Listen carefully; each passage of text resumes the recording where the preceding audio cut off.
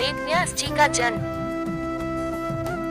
राजा उपरिचय एक महान प्रतापी राजा था। वह बड़ा धर्मात्मा और बड़ा सत्यव्रती था। उसने अपने तप से देवराज इंद्र को प्रसन्न करके एक विमान और न सूखने वाली सुंदर माला प्राप्त की थी। वह माला धारण करके विमान पर बैठकर आकाश में परिभ्रमण किया करता था। उसे आखेट का बड़ा चाव था। वह प्रायः वनों में आखेट के लिए जाया करता था। उपरिचय की रानी का नाम गिरिका था। गिरिका भी बड़ी सुंदर और पवित्र हृदया थी। वह अपने पति को प्रेम तो करती ही थी, ईश्वर के प्रति भी बड़ी आस्थालु थी। निरंतर भजन और चिंतन में लगी रहती थी। एक बार गिरिका ऋतुमती हुई। 3 दिनों के पश्चात जब वह शुद्ध हुई तो उपरिचय उसके साथ रमन करने से पूर्व ही वन में आखेट के लिए चला गया। राजा आखेट के लिए चला तो गया, किंतु उसका ध्यान रानी के साथ रमन करने की ओर ही लगा रहा। दोपहर का समय था। राजा वन में एक अशोक वृक्ष के नीचे बैठा हुआ था। शीतल और सुगंधित हवा चल रही थी। मृदुल स्वरों में पक्षी गान कर रहे थे। राजा का ध्यान रानी की ओर चला गया।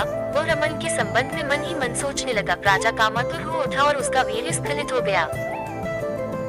राजा ने सोचा उसका वीर्य व्यर्थ नहीं जा सकता, अतः उसने अपने वीर्य को एक दोने में रखकर विमान में बैठे हुए बाज पक्षी को बुलाकर उससे कहा, तुम इस दोने को ले जाकर मेरी रानी को दे दो, वह इसे अपने गर्भ में धारण कर लेगी। बाज दोने को मुख में दबाकर राजा के भवन की ओर उड़ चला। वह यमुना नदी के ऊपर से उड़ता हुआ चला जा रहा था। सहसा एक दूसरे बाज की दृष्टि उस पर पड़ी। इसने सोचा यह अपने मुख में खाने की कोई वस्तु दबाए हुए है, अतः उसने उस बाज पर आक्रमण कर दिया। दोनों बाजों में घमासान युद्ध करने लगा। परिणाम ये हुआ कि पहले बाज के मुख से दोना छूटकर यमुना के जल में गिर पड़ा। दोने में रखा वीर्य पानी में मिल गया। एक मछली की वीर्य पर दृष्टि पड़ी। उसने सोचा ये खाने की वस्तु है, अतः वह उसको पानी के साथ निगल गई।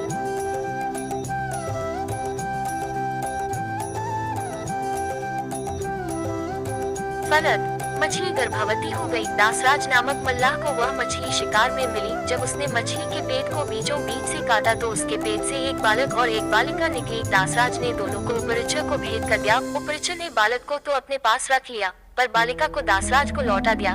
दासराज उस बालिका को अपने घर ले जाकर उसका पालन पोषण करने लगा। दासराज ने बालिका का नाम सत्यवती रखा। वह मछली के पेट से उत्पन्न थी, इसलिए उसके शरीर से मछली की सी गंध निकला करती थी, अतः लोग उसे मत्स्यगंधा भी कहा करते थे। मत्स्यगंधा धीरे धीरे बड़ी हुई।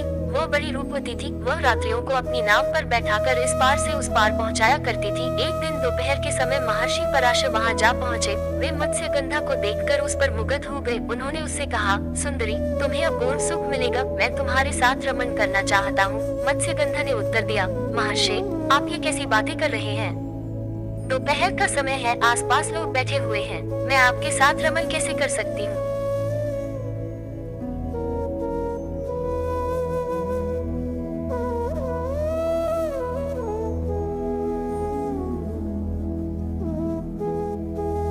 पराशर जी ने योग शक्ति से चारों ओर कोहरा पैदा कर दिया और बोले, अब हमें कोई नहीं देख सकेगा, तू निश्चिंत होकर मेरे प्रस्ताव को स्वीकार कर ले। मत्स्यगंधा पुनः बोल उठी, महर्षि, मैं कुमारी हूँ, पिता की आज्ञा के अधीन हूँ। आपके साथ रमन करने से मेरा कौमार्य नष्ट हो जाएगा, मैं समाज में लांछित बन जाऊंगी। पराशर जी ने उत्तर दिया, तुम चिंता मत करो, मुझसे रमन करने के पश्चात भी तुम्हारा कौमार्य बना रहेगा।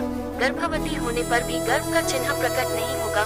मत्स्यगंधा फिर बोली, एक बात और, मेरे शरीर से मछली की सी गंध निकलती है, आप मुझे वरदान दें कि वह गंध के रूप में बदल जाए और 4 कोस तक फैली रहे। पराशर जी ने तथास्तु कह दिया। फलत मत्स्यगंधा के शरीर से कस्तूरी की सी गंध निकलने लगी।